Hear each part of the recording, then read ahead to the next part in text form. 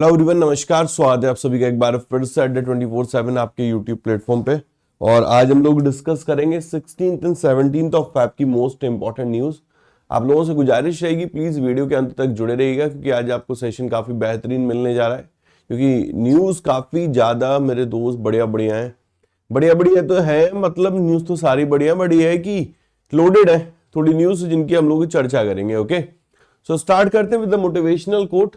आज का कोट है, you are never too old to set another goal और to dream a new dream. Okay, मैं हमेशा से बोलता हूं कि जिंदगी में मेरे दोस्त हो सकता है कुछ शुरुआत आप पहले करें, कुछ शुरुआत बाद में करें। या हो सकता है कि जिंदगी में कुछ लोग जो शुरुआत करते हैं, ठीक है, वो थोड़ा देर से करते हैं। इसका मतलब ये नहीं है कि असंभव है चीजें आप पा नहीं सकते हैं। देखो, हमेशा याद रखिएगा, आपका डेडिकेशन मायने रखता है, उम्र मायने नहीं रखती है। आपका पैशन, आपका पागलपन मायने रखता है, उम्र मायने नहीं रखती है।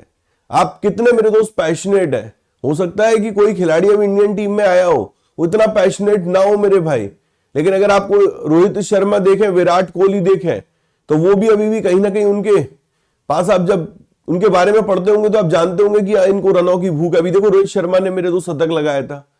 तो जीवन में ना मैटर क्या करता है, मैटर ये करता है कितने पागल हो आप, कितने पागल हो, कितने पैशनेट हो आप, किस हद तक जा सकते हो मेरे दोस्त, जो आपने सेट किया गोल उसको पाने के लिए, किस हद तक गुजर सकते हो मेरे भाई, वो मायने रखता है।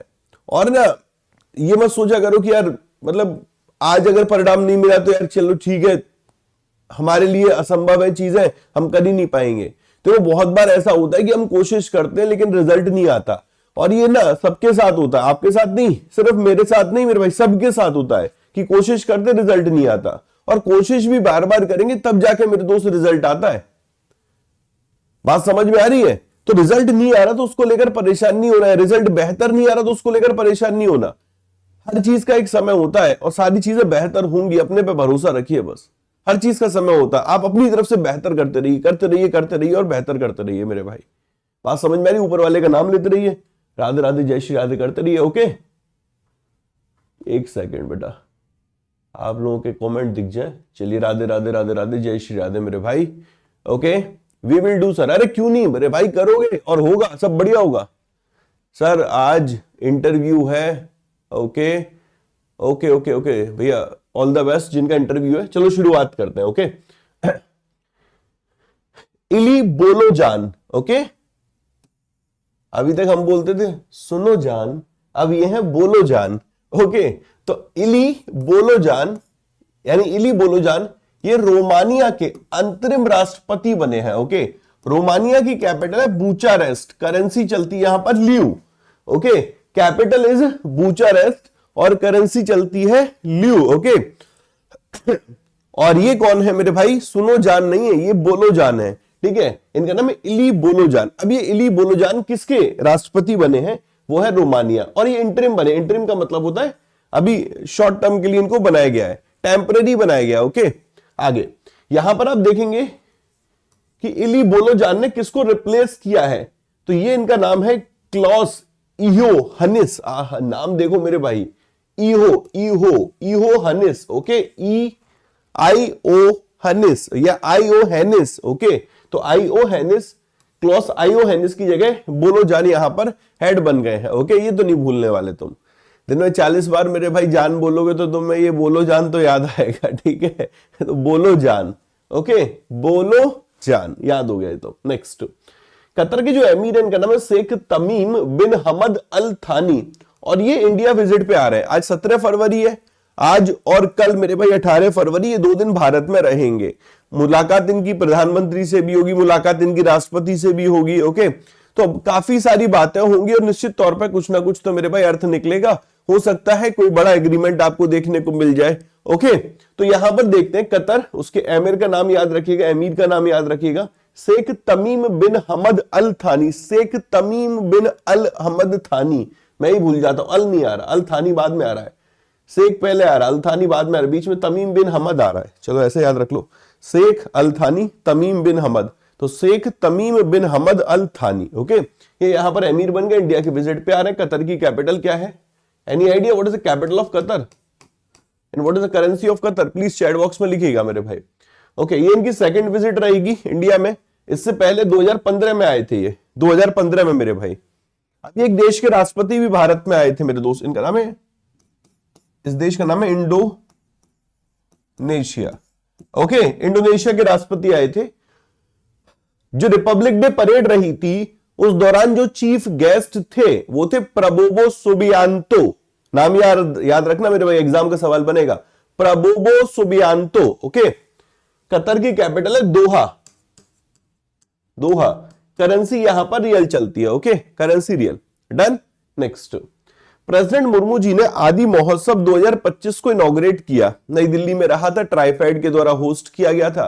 देखो पर्पस क्या है, पर्पस यह है कि जो हमारे जो आदि महोत्सव का इसका पर्पस यही है कि जो ट्राइबल कम्युनिटीज हैं, ओके, उनको आगे लाया जाए। ओके, उनको एक आजीविका का बेहतर साधन दिया जाए, और अगर वो जैसे कोई प्रोडक्ट बनाते हैं तो उनकी रीच मार्केट तक पहुंचाई जाए।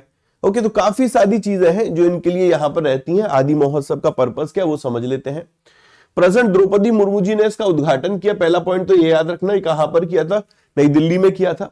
मिनिस्ट्री ऑफ ट्राइबल अफेयर के द्वारा इसको ऑर्गेनाइज किया गया था। या तो मिनिस्ट्री ऑफ ट्राइबल अफेयर याद रखो या तो फिर ट्राइफाइड याद रखो। ट्राइफाइड याद रखोगे तो बाय डिफॉल्ट याद रहेगा कि ये मिनिस्ट्री ऑफ ट्राइबल अफेयर के अंतर्गत है। ट्राइफेड की फुल फॉर्म है tribal cooperative marketing development federation of India limited. Okay, ये जो महोत्सव है इसका पर्पस क्या है, इसका पर्पस यहां पर है to celebrate and showcase the culture, heritage, economic potential of India tribal communities. अब जो भारत की ट्राइबल कम्युनिटीज है उसकी जो इकोनॉमिक पोटेंशियल है उसको दिखाना। ओके, उसका जो हेरिटेज है, उसका जो कल्चर है, वाइब्रेंट कल्चर है मेरे भाई, जीवंत कल्चर है जो, ठीक है, संस्कृति है, उसको दिखाना यहां पर। तो ये सब इसका उद्देश्य रहा है। ये फेस्टिवल मेजर ध्यानचंद स्टेडियम में रहा था। ओके, ये सारी बातें हैं, बाकी सब आप ये पढ़ सकते हैं। ओके, ये मेरे को वेन्यू जरूर याद रखना है, किसने इसको ऑर्गेनाइज किया था, किसने इसको इनॉग्रेट किया था, ये सारी चीजें क्लियर बेटा।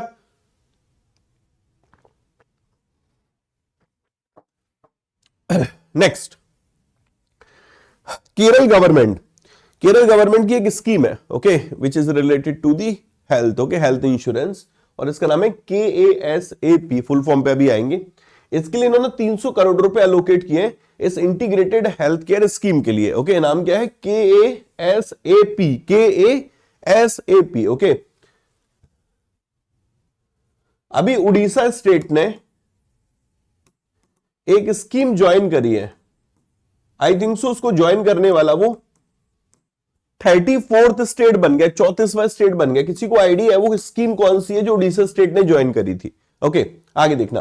केरल गवर्नमेंट ने भी 300 करोड़ रुपए एलोकेट किए कारुण्य आरोग्य सुरक्षा पद्धति। ओके,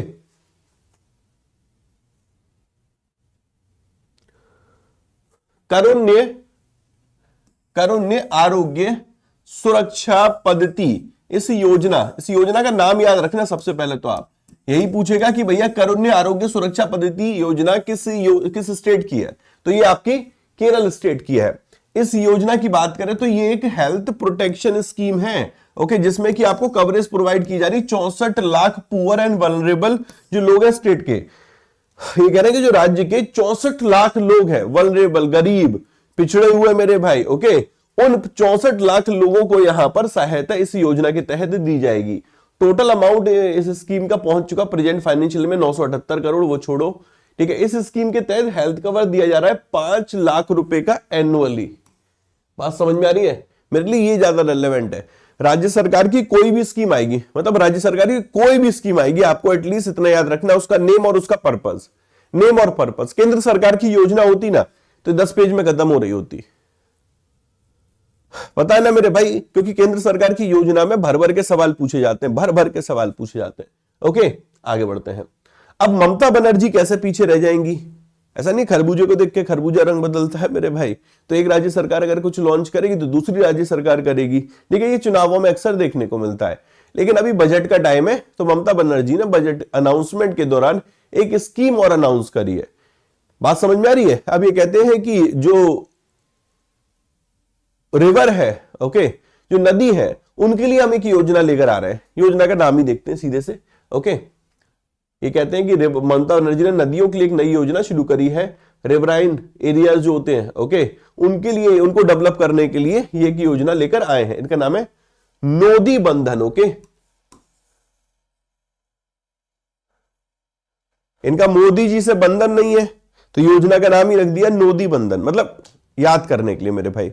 मुझे से जान से याद हो गया था भाई, ममता बनर्जी मोदी जी ओके आपस में नहीं बात करते हैं, मतलब बात तो करते होंगे मेरे भाई, लेकिन सरकारें इनकी अगेंस्ट में, इनकी अगेंस्ट में मेरे भाई एक दूसरे के, ठीक है। तो ऐसे में यहां पर मोदी जी से याद रख लेना नोदी जी, ओके। और दोनों का बंधन है नहीं है मेरे भाई, नोदी बंधन, ठीक है। इस योजना में क्या होगा, फंड एलोकेट किए जाएंगे फॉर ये घटल मास्टर प्लान, ओके। ये बेसिकली एक जगह है, ओके। तो ये क्या कह रहे हैं, इसको पढ़ लेते जरा, कि बंगाल के नदी तटीय क्षेत्रों के विकास और गंगा के किनारे कटाव को रोकने के लिए विशेष जोर दिया गया है और एक नई योजना नोदी बंधन की घोषणा की है। सिंपल है यार।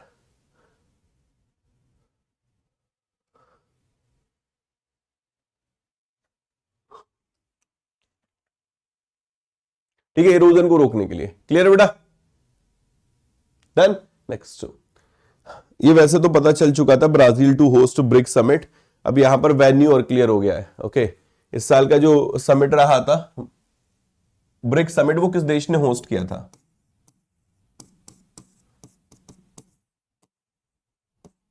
रशिया में रहा था, ओके। इस साल 2024 का। अब 2025 की जो अध्यक्षता है वो आपकी ब्राजील के पास चली गई है, ओके। यही तो है मेरे भाई, ब्राजील वही है जिसने G20 होस्ट किया था। अब इस साल की G20 की अध्यक्षता साउथ अफ्रीका के पास चली गई है, ओके।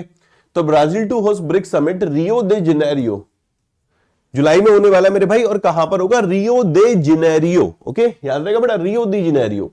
तो ब्राजीलियन गवर्नमेंट ने कहा है कि जो नेक्स्ट ब्रिक्स समिट होगा, जिसमें Brazil, Russia, India, China, south Africa, other जो मेंबर कंट्रीज है वो रहेंगे, ओके। ये आपका रियो दे जेनेरियो में रहेगा, ओके। रियो दे जेनेरियो जो समिट है, इसमें मेरे भाई 20 मेंबर्स एंड एसोसिएट कंट्रीज, तो 20 मेंबर एंड एसोसिएट टोटल मिलाकर, मेंबर कंट्रीज एसोसिएट कंट्रीज मिलाकर 20 देश इसमें पार्टिसिपेट करने जा रहे हैं।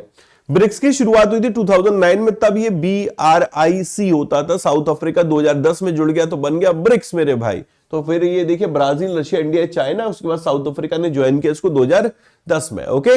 बेसिक बातें हैं। लास्ट ईयर इस ब्लॉक में ईरान, इजिप्ट, इथोपिया, UAE ये ज्वाइन किए थे और सऊदी अरब को भी यहां पर इनवाइट किया गया था ज्वाइन करने के लिए, ओके। आगे बढ़ते हैं। टर्की, अजरबैजान, मलेशिया, इन्होंने भी अप्लाई कर दिया मेंबरशिप के लिए। अभी इसको भूल जाओ, किसने अप्लाई करा है उसको भूल जाओ। यहां तक समझ लो कि लास्ट ईयर इतने जुड़ गए थे। सऊदी अरब ने भी यहां पर मेरे भाई इसको भी इन्वाइट किया गया ज्वाइन करने के लिए, ओके। रिसेंटली न्यूज रही थी जब ये इंडोनेशिया के प्रेसिडेंट प्रबोवो सुबियांतो न्यूज में आए थे। क्यों न्यूज में आए थे? जब वो भारत में आए थे तो उस दौरान इंडोनेशिया फॉर्मरली मेरे भाई इस ब्लॉक का मेंबर बन गया था, ओके। तो इंडोनेशिया 11th मेंबर बन गया था। नाइजीरिया पार्टनर कंट्री बना था। अब आप कहोगे पार्टनर कंट्री का मतलब क्या है? अभी नया मेरे दोस्त नाम ऐड किया गया। ये अभी जो ब्रिक्स समिट रहा था रशिया में, उस दौरान ये नया एक वर्ड लेकर आया, पार्टनर कंट्री। और पार्टनर कंट्री के तौर पर जुड़ा था Nigeria, okay. A designation introduced at the summit in Kazan last year. Recently, bloc welcome Indonesia as its 11th member. अब थोड़ा सा इसमें ना मेरे दोस्त गड़बड़ है। गड़बड़ क्या है कि जो ब्राजील की साइड है, ओके, ब्राजील की जो गवर्नमेंट साइड थी, आई थिंक सो, वहां पर 11 मेंबर दे रखे हैं। इसका मतलब ये सऊदी अरब को मेरे भाई मेंबर मान रहा है। सऊदी अरब को भाई अभी इनवाइट किया गया था, ठीक है। कुछ जगह लिखा रहता है सऊदी अरब ने अभी ज्वाइन नहीं किया है, कुछ जगह लिखा होता है कि हाँ जी ये मेंबर है, ओके। जब गवर्नमेंट की साइट पे गए, जहां से मैंने ये डेटा पिक किया है, वहां पर भी 11 मेंबर लिखे हुए। जब आप अगर गूगल करेंगे या फिर शायद विकिपीडिया पे जाएंगे, तब वहां पर ये कहता है कि 10वां मेंबर है इंडोनेशिया, ठीक है। कोई कह रहा है इंडोनेशिया 11वां मेंबर है, कोई कह रहा है इंडोनेशिया 10वां मेंबर है, ओके। मैंने बताया बेटा 11वां मेंबर। तो आपके लिए होमवर्क है, आपको ये ढूंढ के आना है यहां पर कि ये जो इंडोनेशिया है क्या वो सच में 11वां मेंबर है। अगर 11वां मेंबर है तो इसका मतलब आप ये कहना चाह रहे हैं कि सऊदी अरब ज्वाइन कर चुका है, ओके। और अगर आप ये बोल रहे हैं कि 10वां मेंबर है तो इसका मतलब सऊदी अरब अगर ज्वाइन करेगा तो वो 11वां मेंबर बनेगा। यही तो कहना चाह रहे हो आप लोग? तो आराम से ढूंढ के बताना। एक और सवाल आपके लिए जो चैट में आ रहा है, ये जो ब्रिक्स समिट हुआ है मेरे भाई, ठीक है, ये वाला 24 वाला, इसके बाद जो ये ब्राजील होस्ट करेगा, इसका एडिशन कौन सा है, इसका संस्करण कौन सा है? आराम से ढूंढेगा, बताइएगा, ओके। सर मैं 21 टिक मारता हूं, 11 + 10 21। नाइस बेटा, नाइस बेटा। तो फिर आप एग्जामिनेशन हॉल में नहीं जाओगे, घर पे बैठ के टिक लगाओगे, हाँ। नाइस, चलो ठीक है। क्योंकि वहां तो ऑप्शन मिलेगा नहीं 21 मेरे भाई। आगे बढ़ते हैं। मेटा ने कुछ अनाउंसमेंट किया है। मेटा ने क्या कहा है कि भाई हम ना, एक लाइन पहले मैं पढ़ाता हूं उसके बाद ये समझ में आएगा। अंडर सी केबल डाली जाती है, सी के अंडर मेरे भाई केबल डाली जाती है फॉर इंटरनेट ऑपरेशन। ओके, अब मेटा क्या कह रहा है? मेटा कह रहा है कि मैं 50,000 किलोमीटर का एक वाटर वर्थ, इसका नाम ही है भाई, इस प्रोजेक्ट का नाम ही है ये water worth. Okay, water worth सब सी केबल प्रोजेक्ट, इसका प्रोजेक्ट का नाम याद रखना, वाटर वर्थ सब सी केबल प्रोजेक्ट। ओके, याद रहेगा। वाटर वर्थ किसका? मेटा का है। तो मेटा कह रहा है कि मैं 50,000 किलोमीटर का एक प्रोजेक्ट ला रहा हूं वाटर वर्थ, जिसके तहत मैं अंडर सी या सब सी केबल, मेरे दोस्त डालूंगा, केबल प्रोजेक्ट में लेकर आ रहा हूं। किस चीज के लिए? डिजिटल कनेक्टिविटी को इंडिया और यूएस के बीच में बूस्ट करने के लिए, एनहेंस करने के लिए। ओके, वैसे अभी जब Indian prime minister Modi ji US गए थे तो उस दौरान काफी अनाउंसमेंट रहे, बट उन अनाउंसमेंट को जब हम ऑफिशियल देख लेंगे मेरे भाई, तब हम लोग और चर्चा कर पाएंगे। कौन सा फाइटर जेट की बात हो रही है, ओके, और भी काफी सारी चीजें डेली बेसिस पे आर्टिकल पढ़ते तो हूं, लेकिन उनमें कहीं लिखा रहता है सोर्सेस के थ्रू पता चला है। तो वो वाली न्यूज को हम थोड़ा इंपॉर्टेंट, मतलब इंपॉर्टेंट तो होती है न्यूज, बट जब तक ऑफिशियल ना हो जाए, कंफर्मेशन ना हो जाए, तब तक पढ़ना सही नहीं है। ओके, तो चलो समझते हैं इसको। फेसबुक, इंस्टाग्राम और व्हाट्सएप की जो पेरेंट कंपनी, एग्जाम में क्वेश्चन आया था ये वाला कि निम्न में से कौन सा मेरे दोस्त मेटा का नहीं है। ओके, इस तरीके का क्वेश्चन आया था आपका। तो Facebook, Instagram, WhatsApp parent company Meta has announced a new 50,000 kilometre under sea cable project, जिसका नाम वाटर वर्थ है।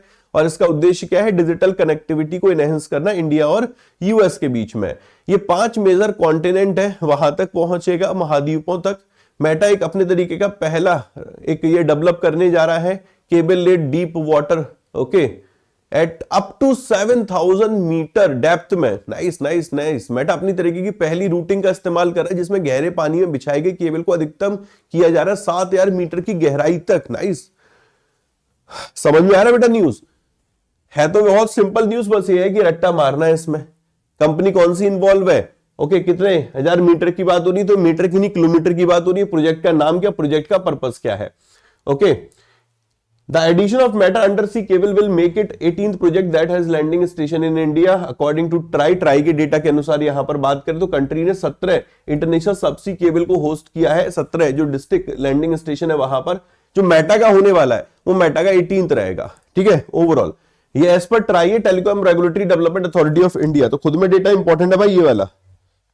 ठीक है, ये एडिशनल डेटा है मेरे भाई, वो तो मेटा का खेल चल ही रहा था। ठीक है, अब ये ट्राई का भी आ गया, तो दोनों को क्लब करके पढ़ो इससे। ओके, बात समझ में आ रही है बेटा? डन, न्यूज बढ़िया है। बैंक ऑफ महाराष्ट्र, इसको आरबीआई की अप्रूवल मिल गई है गिफ्ट सिटी ब्रांच ओपन करने के लिए। ओके, गुजरात गिफ्ट सिटी, वहां पर एक ब्रांच ओपन करने के लिए जितने स्टार लगा सकते हो उतने स्टार लगा लेना, एग्जाम का सवाल है मेरे भाई ये वाला। तो सरकारी जो बैंक ऑफ महाराष्ट्र है उसको आरबीआई से अप्रूवल मिली। आरबीआई ने बोला बेटा खुश रहो तथास्तु, ओके, और हम आपको अलाउ कर रहे हैं कि आप एक आईबीयू ओपन कर सकते हो। आईबीयू है आईएफएससी बैंकिंग यूनिट। जब आप आईएफएससी में अपनी ब्रांच ओपन करोगे तो उसको बोलेंगे हम IBU, IFSC international financial service centre banking unit. और ये कहां पर ओपन हो रही है? गिफ्ट सिटी गांधीनगर में ओपन हो रही है। क्लियर है भाई? Done, clear. आगे बढ़ते हैं। एक संस्था है, इसको आरबीआई की अप्रूवल मिल गई है ऑनलाइन पेमेंट एग्रीगेटर के तौर पे काम करने के लिए, और संस्था का नाम है इजबज। ओके, इजबज। तो इजबज एक डिजिटल पेमेंट सॉल्यूशन प्रोवाइडर है और इसको आरबीआई की अप्रूवल मिली है। ये पेमेंट एग्रीगेटर के तौर पे काम कर पाएगा और ये फर्म जो है ये डिजिटल ट्रांजेक्शन बिजनेसेस को फैसिलिटेट कर पाएगा। आज के समय में आप ट्रांजेक्शन करते हो, जैसे आप अगर अड्डा 24/7 से कुछ खरीदते हो तो वहां पर कहीं ना कोई तो ऐसा है जो पेमेंट सर्विस प्रोवाइडर है आपके बीच में। अड्डा 24/7 के बीच में आपके पास पैसा है और सामने वाले के पास प्रोडक्ट है। ओके, आप ऑनलाइन कुछ खरीद भी रहे हैं, खरीदते हैं ना, तो वहां पर कोई तो मिड में होता है मेरे भाई, मिडिलमैन होता है जो कहीं ना कहीं एक पेमेंट सर्विस प्रोवाइडर के तौर पे काम कर रहा है। तो उसी के यहाँ पर अप्लाई किया करते हैं और उसके लिए आरबीआई अलाउ कर देता है। और आरबीआई ने यहाँ पर ऑनलाइन पेमेंट एग्रीगेटर के तौर पे काम करने के लिए ईज बस को अलाउ कर दिया है। ईज बस को एक पेमेंट एग्रीगेटर लाइसेंस नहीं मिल रहे, तमाम मिल रहे हैं। तो आप इसको इस तरीके से याद रख सकते हो, 2025 में जो पेमेंट एग्रीगेटर लाइसेंस मिले हैं वो कौन कौन है जिनको मिले हैं मेरे भाई। ओके, आप अभी फरवरी में बैठे हो, एग्जामिनर ये पूछ ले कि निम्न में से कौन है जिनको 2025 में पेमेंट एग्रीगेटर लाइसेंस नहीं मिला है या मिला है, तो ये एक पेज पे होने चाहिए मेरे भाई। एक इकलौते से सवाल मुश्किल ही आएगा कि ये पूछे कि अच्छा ये बताइए इसको पेमेंट एग्रीगेटर लाइसेंस मिला है कि नहीं मिला है, ऐसे सवाल नहीं आएगा। या निम्न में से किसको मिला है, वो पूछेगा कि भाई ऑप्शन 5 दे देगा, उसमें 1 2 2 3 ऐसे खेल जाएगा। इजी क्वेश्चन को भी स्मार्ट क्वेश्चन बना देगा। ओके, नेक्स्ट, तो ब्रांच विल फंक्शन, अच्छा यार ये तो पुराना वाला आ गया। बैंक ऑफ महाराष्ट्र का फर्स्ट इंटरनेशनल ये ब्रांच होगा जो ऑफशोर बैंकिंग ऑपरेशन कंडक्ट करेगा। आईएफएससी जो बैंकिंग यूनिट होता है ये बैंक ऑफ महाराष्ट्र को एक्सेस प्रोवाइड करेगा कि वो इंटरनेशनल फाइनेंशियल मार्केट तक उसकी रीच बढ़ पाए। ओके, और यहाँ पर वो फॉरेन करेंसी फंडिंग रिलेटेड जो प्रोडक्ट होंगे वो डिलीवर पर कर पाएगा अपने क्लाइंट्स को। ये बता रहे कि आईएफएससी में जो बैंक ऑफ महाराष्ट्र अपनी ब्रांच ओपन कर रहा है तो उसके बाद उसको क्या क्या फैसिलिटी यहाँ पर मिलेंगी, किन किन चीजों की उसको एक्सेस मिल जाएगी, एक्सेस मिलने के बाद वो क्या कर सकता है। ओके, ये आगे आगे पीछे थोड़ा कंटेंट हो गया। नेक्स्ट, इस न्यूज को डिटेल में समझेंगे, थोड़ा संयम रखना मेरे भाई, चैट बॉक्स से थोड़ा हाथ दूर कर लो, न्यूज काफी बढ़िया एग्जाम का सवाल बनेगी। ओके,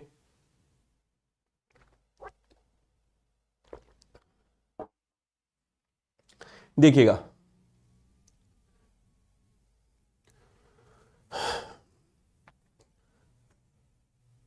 भारत टॉप 10 नेशन में है worst hit by the extreme weather event. Okay, in 30 years suffer 180 billion dollar loss. Okay, अभी एक इंडेक्स आया क्लाइमेट रिस्क इंडेक्स 2025।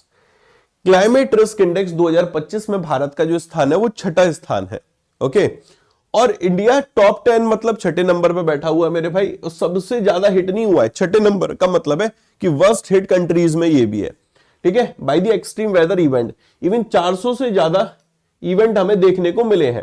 अब आपको सर इसमें तो कुछ समझ में आ नहीं रहा है, तो क्यों ना इसको ढंग से समझा जाए। और तो अभी CRI मतलब ये है क्लाइमेट रिस्क इंडेक्स। ओके, तो क्लाइमेट रिस्क इंडेक्स 2025 की ये बात कर रहे हैं, जिसको कि एक एनवायरमेंटल थिंक टैंक है जर्मन वॉच, उसके द्वारा पब्लिश किया गया है। ओके, तो उस इंडेक्स में ये बताया गया है कि इंडिया टॉप 10 में है जिनमें क्लाइमेट चेंज के द्वारा अफेक्टेड है। इवन ये तो चलो छोड़िए, आज सुबह का प्रकरण तो आप लोगों को पता चला होगा, जो दिल्ली है उसके आसपास के हैं, कि यहां पर अर्थक्वेक देखने को मिला है। और अर्थक्वेक भी मेरे भाई हल्का वाला अर्थक्वेक नहीं आया है। वो हल्का वाला अर्थक्वेक होता था कि हाँ चलो जैसे एक दूसरे से पूछे, अरे ये बताओ तुम्हें झटका महसूस हुआ अर्थक्वेक वाला? नहीं नहीं मुझे नहीं हुआ। ऐसा वाला था कि किसको महसूस नहीं हुआ भाई, कांप रही थी थरथर मेरे भाई, ऐसा चल रहा था बिल्कुल। हाँ, तो तुम लोगों के सुबह का ये 5:30 बजे के लमसम 5:36 के 5:37 के आसपास का, ये 5:30 के आसपास का है।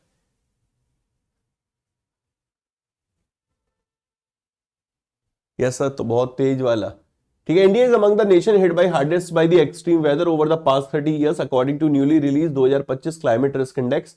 ओके, इंडिया 6ठे नंबर पे यहां पर रहा है। Dominica, China, Honduras, Myanmar, Italy, ये मेरे दोस्त भारत से ऊपर है। आपको मैं दिखाऊं, ये रहा Dominica, China, Honduras, Myanmar, Italy, India 6ठे पे, फिर ग्रीस है, स्पेन है, वनुआतु, ओके, और फिलीपींस है। ओके, ये एक बार देखिए जरा, इसे चेक करिए, इसे पढ़िए। इसको याद करने का अपना तरीका कैसा होगा भाई, DCHMI, DCHMI। ओके, ये जरूर याद रखना, DCMHI। आई से इटली हो गया, ठीक है, डी से डोमिनिका हो गया, ये तो याद रहेगा मेरे भाई, चाइना, होंडुरस और Myanmar. Okay, Dominica, China, Honduras, Myanmar, Italy, फिर 6ठे नंबर पे आ गया अपना भारत। अब जरा ऊपर से ना दूसरी लाइन देखो क्या लिखा हुआ है,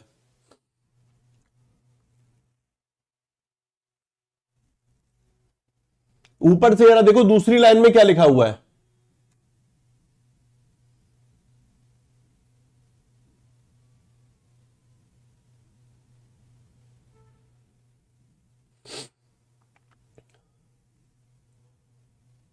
ऊपर से दूसरी लाइन बड़ी गजब की है मेरे भाई, काम किया, उसके बाद अगले पेज पे बढ़ूंगा तब समझ में आएगा ये। क्या लिखा है, दूसरी लाइन क्या लिखी है मेरे भाई, ऊपर से दूसरी लाइन, वो जो स्टार में लिखी हुई है, स्टार लगा है ना, स्टार लगा है, क्या लिखा हुआ है वो, एनुअल एवरेज। अरे भाई दिख नहीं रहा है, अच्छा चलो, अंशु को दिख गया, 1993 2022, 1993 2022। अब जरा समझिएगा, यहां पर इन्होंने एक लाइन लिखी थी कि India is among the nation hit hardest by the extreme weather cover over the past 30 years. तो ये जो डेटा हम लोग पढ़ रहे हैं ना, ये डेटा यहां तक, ये सारा वो है जो पास्ट 30 ईयर्स का बता रहा है कि 1993 से लेकर 2022 तक के बीच में कौन सा देश है जो यहां पर मेरे दोस्त मोस्ट अफेक्टेड रहा है। ओके, इंडिया यहां पर 6th वर्स्ट हिट है मेरे भाई, 10 वर्स्ट अफेक्टेड कंट्रीज का जो डेटा लिया गया है वो 1993 से 2022 का लिया गया है। बात समझ में आ रही है बेटा, क्लियर हो रही है?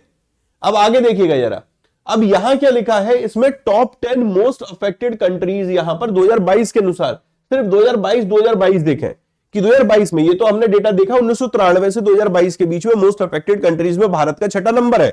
ओके, लेकिन यहां पर अगर देखें तो मेरे भाई सबसे ज्यादा अफेक्टेड कंट्री कौन सी है, पाकिस्तान। ओके, फिर है बेलीज, फिर है इटली, फिर है ग्रीस, फिर है स्पेन, फिर प्यूर्टोरिको, यूएसए, नाइजीरिया, पुर्तगाल और बुल्गारिया। बात समझ में आ रही है बेटा, क्लियर हो रहा है कि नहीं है गजब इंडेक्स मेरे दोस्त?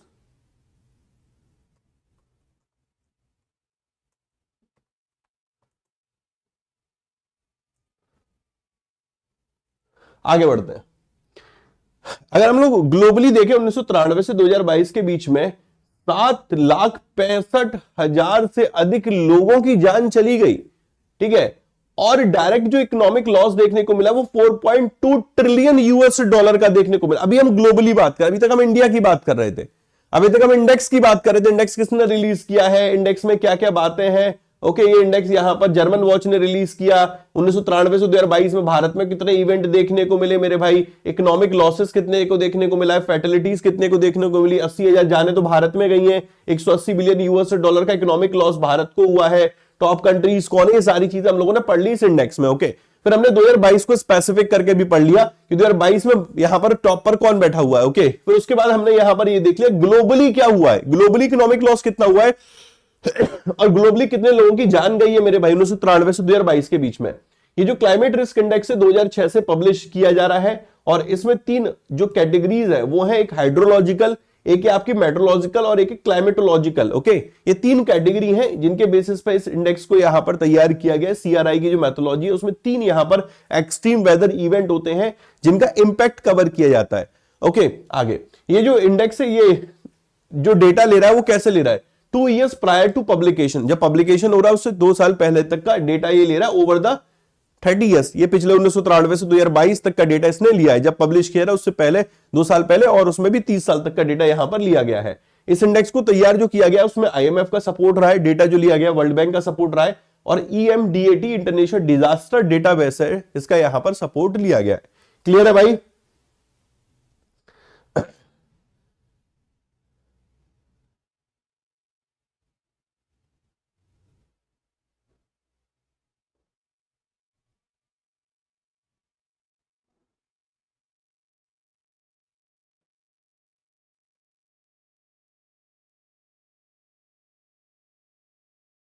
चलिए आगे बढ़ते हैं। नेक्स्ट, ये जो इंडेक्स है इसमें यहां पर 6 की इंडिकेटर रहे थे, इकोनॉमिक लॉस, फैटेलिटीज, अफेक्टेड पीपल, एक तो एब्सोल्यूट टर्म्स में और एक रिलेटिव टर्म्स में। ओके, है बहुत इंडेक्स इंपॉर्टेंट भाई, ये तो सारी चीजें रट्टा मारने की हैं। ये डेटा ऐसा है जहां से एग्जामिनर घुमा घुमा के क्वेश्चन पूछ लेगा, घुमा घुमा के क्वेश्चन पूछ लेगा मेरे भाई। ओके, एक बार और आपको पढ़ना पड़ेगा, मैं तो चलो इसका रिवीजन कराऊंगा ही, लेकिन आप अपने लेवल पे एक बार और इसको पढ़ना, इस इंडेक्स को। फ्लड देखने को मिली, हीट वेव्स देखने को मिली, साइक्लोन देखने को मिले हैं। आप देखो ना मेरे भाई, हर बार जब भी हम साइक्लोन के बारे में चर्चा करते हैं तो आप देखते होंगे इस राज्य के मेरे भाई जो तटीय क्षेत्र है वहां पर रहने वाले जो लोग हैं उनको वहां से माइग्रेट कर दिया गया है, वहां पर काफी नुकसान देखने को मिला है, चाहे आप उड़ीसा की देख लो, चाहे आप आंध्र प्रदेश का देख लो। ओके, तमाम तूफान हमें वहां देखने को मिलते हैं मेरे भाई। ओके, आगे बढ़ते हैं। Ranchi to host 4th South Asian senior athletic championship, Ranchi यानी झारखंड बिरसा मुंडा एथलेटिक स्टेडियम में ये इवेंट होने वाला है। ओके, तो Ranchi 4th South Asian senior athletic championship host करेगा, बिरसा मुंडा एथलेटिक स्टेडियम में रहेगा। मई में ये इवेंट रहने वाला है। इंडिया, श्रीलंका, पाकिस्तान, बांग्लादेश, नेपाल, भूटान, मालदीव, यहाँ के जो एथलीट है वो इसमें पार्टिसिपेट करने जा रहे हैं। अभी एक इवेंट रहा था बिहार में और एग्जाम का सवाल बन गया था भाई, तो ये मत सोचना कि आईसीसी चैंपियन ट्रॉफी से क्वेश्चन आएगा, ठीक है सर। आज ही आया था दिल्ली में, यार हम तो गुड़गांव में हैं तो यहाँ तो बहुत तेज रहा था। ओके, तो 4th South Asian senior athletic championship Ranchi host city हो गया। ओके, झारखंड रांची होस्ट कर रहा, बिरसा मुंडा एथलेटिक स्टेडियम हो गया। ये सारी बातें याद रखना। लास्ट एडिशन 2008 में हुआ था, 17 सालों के बाद ये चैंपियनशिप है मेरे भाई, ये होने वाली है। ओके, इस आयोजन के साथ 17 वर्षों के बाद भारत में इस चैंपियनशिप की वापसी हो रही है। भारत में 17 वर्षों के बाद हो रही है कि नहीं? इंपॉर्टेंट मेरे दोस्त। अंतिम संस्करण जो हुआ था 2008 में आयोजित किया गया था। फर्स्ट जो 2 एडिशन हुए थे south Asian senior athletic championship के, वो आपके 1997-98 में हुए थे। ठीक है, क्लियर है बेटा? फर्स्ट जो एडिशन हुए थे, चौथा है ना, तो फर्स्ट 2 एडिशन कब हुए थे, और उसके बाद लास्ट फिर मेरे भाई कब हुआ, अब ये हो रहा है। आई होप क्लियर होगा। ओके, चलिए नेक्स्ट। देखो, ये होता है वर्ल्ड के जो नंबर 1 खिलाड़ी है उनके ऊपर भी प्रतिबंध लग सकता है। तो अगर आप खुद को बहुत टैलेंटेड समझते हैं और ये सोचे कि अरे यार हमारी लाइफ में ही क्या परेशानी आएंगी, हम तो इतने टैलेंटेड है, ठीक है। बहुत बार ऐसा होता नहीं है क्या, हमें लगता है यार हम बढ़िया कर रहे हैं फिर भी क्या ना कहाँ से यार मेरे दोस्त लाइफ में ये फालतू की प्रॉब्लम आ गई।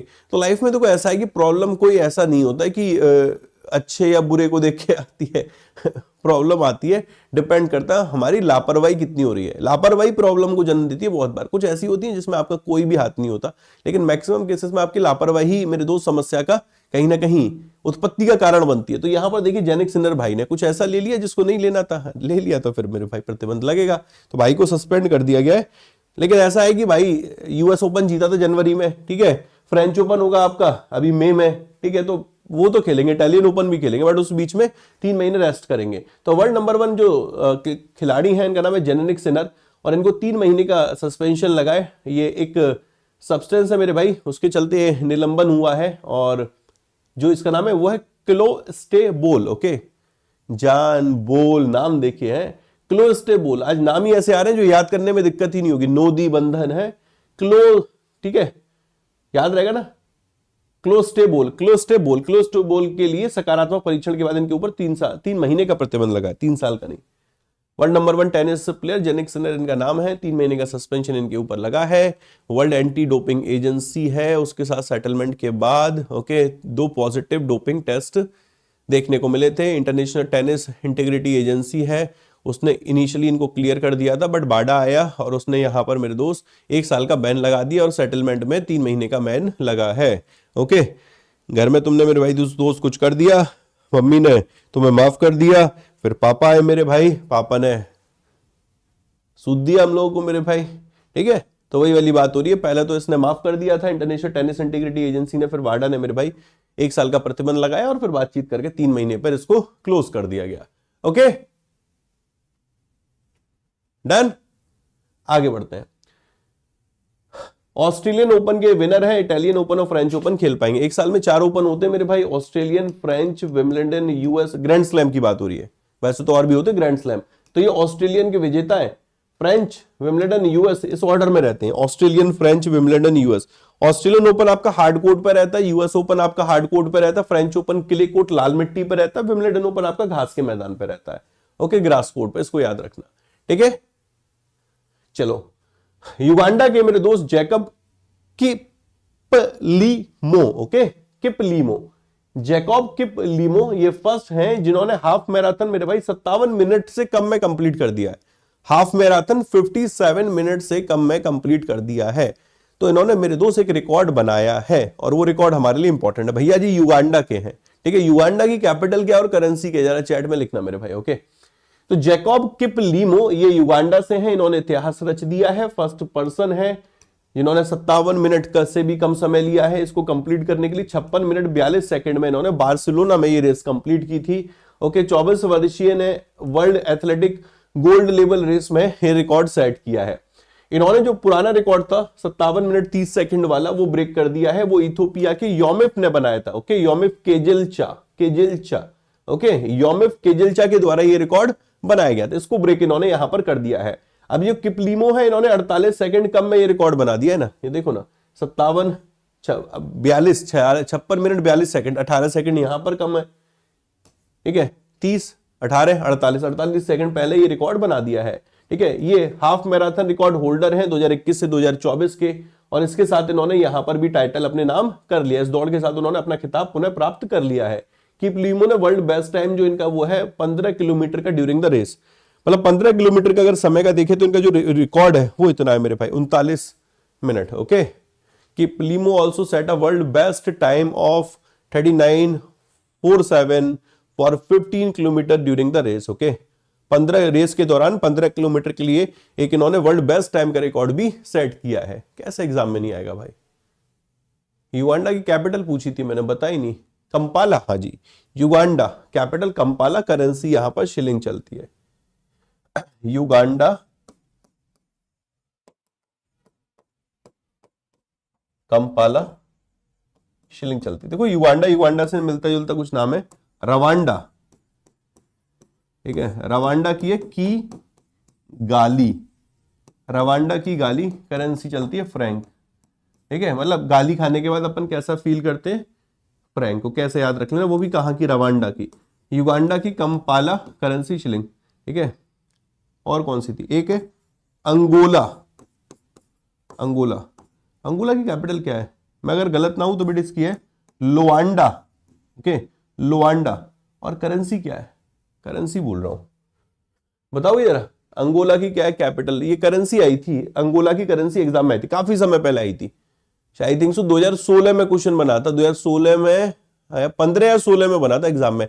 तब वो दौर था जब करेंसी कैपिटल से क्वेश्चन पूछे जाते थे। अब तो आजा आजा देखने को मिल जाए, वो एक अलग बात है मेरे भाई, ठीक है। ये बनाओगे बेटा? रवांडा की तो हो गई, युगांडा हो गई, अंगोला की क्या है, अंगोला?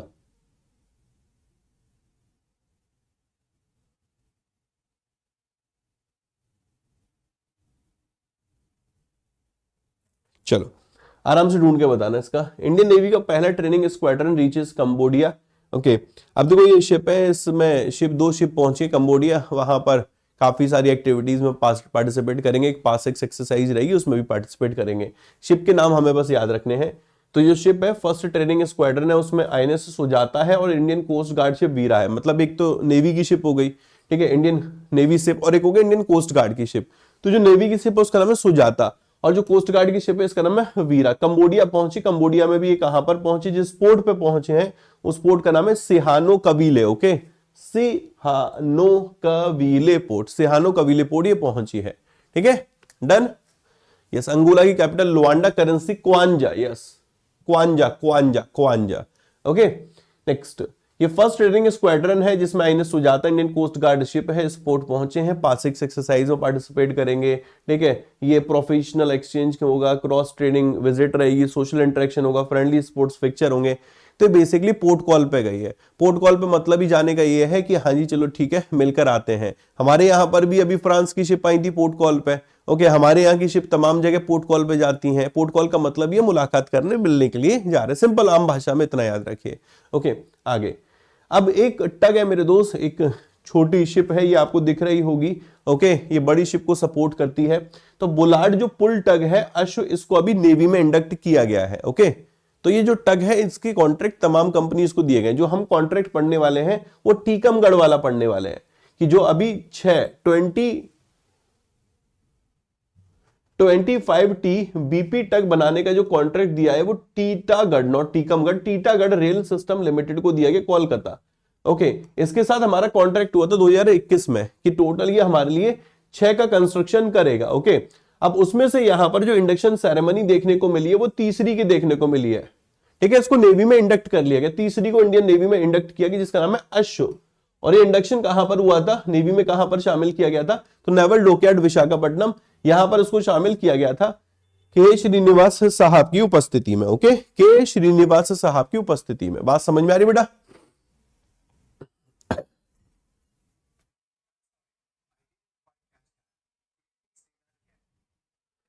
क्लियर है?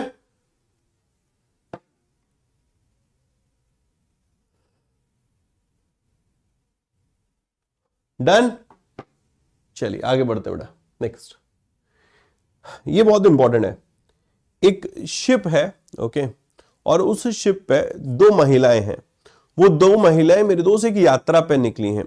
वो यात्रा अलग अलग जगह होते हुए फाइनल गोवा से चली है और वापस वहीं पर आएगी। ओके, अब इस यात्रा के दौरान तमाम इतिहास लिखे जाएंगे, वो सारे इतिहास हम लोग समझने जा रहे हैं। अब यहां पर एक परिक्रमा का नाम है, उसका नाम है नाविका सागर परिक्रमा, और इसका ये सेकंड एडिशन है। ओके, एक पहले हो चुकी है, दूसरा एडिशन है इसका। इसमें एक है लेफ्टिनेंट कमांडर डिलना और एक है लेफ्टिनेंट कमांडर रूपा। अब इन दोनों ने, डिलना ने और रूपा ने, इतिहास रच दिया है। अब किस प्रकार का इतिहास रचा है वो समझते हैं। तो लेफ्टिनेंट कमांडर डिलना के और लेफ्टिनेंट कमांडर रूपा ए, ओके, इन दोनों इंडियन नेवी की है ये, और इन दोनों ने एक हिस्टोरिक माइलस्टोन, ऐतिहासिक माइलस्टोन मेरे दोस्त कीर्तिमान हासिल किया है। इनकी जो शिप है इसका नाम है तारिणी। जो ये आपको शिप दिख रही है ना, यहाँ पर ये झंडा दिखा जिस शिप पर ये है, ये कहां पर है? तारिणी। और ये कहां पर पहुंच गई है? Cap horn. ओके, ये कैप हॉर्न पे पहुंच गई है। बात समझ में आ रही है? देखो इन्होंने नाविका सागर परिक्रमा, डिलना, रूपा, कैप हॉर्न, आईएनएस जो ये शिप है इसका नाम तारिणी है। 14 Feb 2025 किया ये मेरे दोस्त पिक है। ओके, यहां तक तो आई होप समझ में आ गया होगा। इस सागर परिक्रमा 2 एक्सपीडिशन की बात करें, तीसरे चरण है, थर्ड फेज है, और ये साउथ अमेरिका का एक जो टिप है मेरे दोस्त, वहां पर ये पहुंचा है कैप हॉर्न, और इसको भी इन्होंने क्रॉस कर दिया है। एक बार इस पैराग्राफ को पढ़ो, कंटेंट काफी है इसमें, तो एक एक चीज को बड़ा समझना है ध्यान से।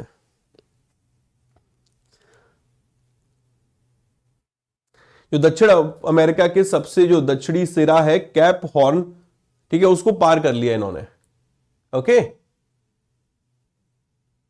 मुझे तो नदी देखकर ही डर लगता है। अच्छा,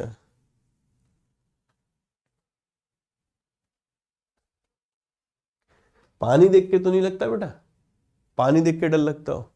हाँ? जो पैसे थे ये कहते हैं कि ड्रैग पैसेज से होकर ये गुजरे थे। ठीक है, दोनों ही नाविकों ने कि ड्रैग पैसेज से होकर ले जाता है। ठीक है, ये मार्ग जिससे ये होकर गई है। इस पैसेज का नाम किसके नाम पर रखा गया है? सर फ्रांसिस ड्रैक के नाम पर रखा गया। एक इंग्लिश एक्सप्लोरर थे। क्यों रखा गया? रीजन है, साउथ अमेरिका के इस सी रूट को, कि एक सी रूट यहां पर है, इसके बारे में बताया इन्हीं ने था, इसकी एग्जिस्टेंस की। ये जो ओपन जो ये सी रूट है of south in south America, इसके बारे में बताने वाले सर फ्रांसिस ड्रैक ही थे, और इन्हीं के नाम पे यहां पर ड्रैक पैसेज इसका नाम पड़ गया। आगे ये वाला अब इनको नाम, एक टाइटल दे दिया गया है। इसको क्रॉस करने के बाद कैप हॉर्नर्स। ओके, ये कैप हॉर्न इन्होंने क्लियर किया, तो इसलिए इनको नाम दे दिया कैप हॉर्नर्स। ठीक है, बात समझ में आ रही बेटा? कैप हॉर्न सिचुएटेड है 432 nautical miles from Antarctica. Okay, last year naval जो चीफ है अपने दिनेश के त्रिपाठी साहब, उनके द्वारा इसको हरी झंडी दिखाई गई थी, फ्लैग ऑफ किया गया था। ठीक है, ये गोवा से इसको फ्लैग ऑफ किया था, नागर सागर, ये नाविका सागर परिक्रमा को। ओके, ये अक्टूबर की बात है, अक्टूबर 2024 की बात है। अक्टूबर 2024 में इन्होंने हरी झंडी दिखाई थी। इन्होंने ये अपनी शिप को लेकर निकल गए थे और ये इस तरीके से चल रहे हैं, गोवा से ऑस्ट्रेलिया, फिर वहां से न्यूजीलैंड, फिर न्यूजीलैंड से फॉकलैंड मेरे भाई, फिर वहां से साउथ अफ्रीका, और फिर ये कैपटाउन से गोवा वापस आएंगे। तो गोवा से गोवा मेरे दोस्त वापस आ जाएंगे। इसको पढ़ लीजिए एक बार, ये पैराग्राफ इंपॉर्टेंट है मेरे भाई। वो तो सारी चीजें चल ही रही हैं, ये ओवरऑल इसके बारे में मैंने यहाँ लिख के ले आया हूं कि ये सागर परिक्रमा 2 है, कि लगभग 21,600 से ज्यादा नॉटिकल माइल, लगभग 40,000 किलोमीटर कवर कर रहा है। ओके, 5 लेग में, 5 चरणों में, और ये 4 जो पोर्ट है वहां पर ये स्टॉप लेगा। जो ब्रॉड यहां पर अगर हम लोग देखें, voice will follow the Goa to Australia, फिर ऑस्ट्रेलिया टू न्यूजीलैंड, फिर उसके बाद फॉकलैंड, फिर मेरे भाई साउथ अफ्रीका, और फिर वहां से गोवा। ओके, ये जो तारिणी है, इस शिप को बनाने वाली कंपनी का नाम है Aquarius shipyard limited. Indian navy में इंडक्ट हुई थी 2017 में। Okay, done done, clear. Next, veteran Telugu actress producer के कृष्ण वैनी, इनका निधन हो गया शतक होने के बाद 102 वर्ष की उम्र में। ओके, ये आंध्र प्रदेश के वेस्ट गोदावरी में इनका जन्म हुआ था, कृष्ण वैनी। ओके, इन्होंने एक्ट्रेस के तौर पे डेब्यू किया था, और डेब्यू किया था इन्होंने कच्चा देवयानी के साथ। ओके, कच्चा देवयानी के साथ 1938 में, और 40 से ज्यादा मूवीज रही इन्होंने। फॉर्मर जो चीफ मिनिस्टर है, वर्सेटाइल एक्टर है, एनटी रामा राव, इनको भी फिल्म इंडस्ट्री में इंट्रोड्यूस किया था अपनी फिल्म माना देशम के साथ, ओके, जिसमें कि इन्होंने भी एक्टिंग की थी, okay. She was honoured with the Raghupati Venkaiah award in 2004। इनको 2024 में रघुपति वेंकैया पुरस्कार से भी सम्मानित किया गया था। अयोध्या राम मंदिर के मुख्य पुजारी आचार्य सत्येंद्र दास जी का निधन हो गया है, ओके। 85 वर्ष की उम्र में शायद इनका निधन हुआ है। एज से हमें क्या करना है, आप इतना याद रखिए। अयोध्या राम मंदिर के जो चीफ प्रीस्ट है आचार्य सत्येंद्र दास जी, इनका निधन हो गया, ओके। ये राम जन्मभूमि टेम्पल अयोध्या चीफ प्रीस्ट 1993 से बने हुए थे, ओके। इनका जन्म हुआ था उत्तर प्रदेश के संत कबीर नगर में, ओके, संत कबीर नगर में। अयोध्या से 100 किलोमीटर लगभग दूर है ये मेरे भाई, ठीक है। ये दोनों ऑब्वियसली इंपॉर्टेंट है। HAL हिंदुस्तान एरोनॉटिकल्स लिमिटेड और IIT धरवाद के बीच में, ट्रिपल IIT धरवाद के बीच में एक समझौता हुआ, not IIT, it is triple IIT Dharwad के बीच में समझौता हुआ है रिसर्च के क्षेत्र में काम करने के लिए, स्किल डेवलपमेंट के क्षेत्र में काम करने के लिए, ओके। तो एरो इंडिया 2025 जो इवेंट रहा है उसके फाइनल दिन पर हिंदुस्तान एरोनॉटिकल्स लिमिटेड और उसकी एक जो नोडल ट्रेनिंग एजेंसी है Hindustan Aeronauticals Limited Management Academy, इन दोनों ने अभी मतलब इसने समझौता किया है IIT धरवाद के साथ एडवांस टेक्नोलॉजी के क्षेत्र में काम करने के लिए। अब इतनी लंबे चौड़े पैराग्राफ को देख के डर सा लग जाता, आप सिर्फ इतना पढ़ो, एडवांस टेक्नोलॉजी के क्षेत्र में काम करेगा HAL और ट्रिपल IIT धरवाद, सिंपल सी बात है। HAL में याद रख सकते हो, HAL मैनेजमेंट एकेडमी, ओके। इन दोनों ने समझौता किया एडवांस टेक्नोलॉजी के क्षेत्र में काम करने के लिए। अब पार्टनरशिप में क्या क्या चीजें रहेंगी वो सब लिखा हुआ है, बट मैं कहता हूं कि MOU 6 महीने बाद अपने काम के नहीं है। कोई कंसेप्चुअल न्यूज हो तो उसमें तो घुस के गहराई तक जाओ, उसको समझो, वो आपको 6 महीने बाद भी काम आएगी, वो आपको मेरे भाई 1 साल बाद भी काम आएगी, वो इंटरव्यू में भी काम आएगी। यहां पर क्या रट्टा मारो आगे बढ़ो, सिंपल सी बात है। हिंदुस्तान एरोनॉटिकल्स लिमिटेड का समझौता इस संस्था के साथ हुआ है, ट्रिपल IIT धरवाद के साथ हुआ है। दोनों यहां पर क्या काम करेंगे, एडवांस टेक्नोलॉजी के क्षेत्र में काम करेंगे। Joint research internship, technical education देंगे, artificial intelligence, data science, robotics, AR/VR, digital manufacturing के क्षेत्र में, एरोस्पेस और डिफेंस सेक्टर के क्षेत्र में मिलकर काम करेंगे। तो ये सारे यहां पर इनके काम हो गए, बट अपने को सिर्फ इतने तक याद रखना है, ओके। समझने के लिए इस पैराग्राफ को पढ़ सकते हो। Global tourism resilience day is observed on 17th of Feb। काफी ऐसे देश हैं जिनकी इकोनॉमी सिर्फ टूरिज्म पर डिपेंडेंट है, काफी देश होंगे मेरे भाई कि अगर वहां पर लोग आएंगे तो उस देश की अर्थव्यवस्था बेहतर होगी, ओके। आप चाहे मालदीव्स उठा लो, श्रीलंका की भी बात कर लेते हैं। श्रीलंका में भी आप देखो टूरिज्म को लेकर वो कितना सपोर्ट करते हैं, जैसे वीजा फ्री एंट्री के लिए वो हमेशा से आप देखेंगे श्रीलंका ने इतने देशों को वीजा फ्री एंट्री दी।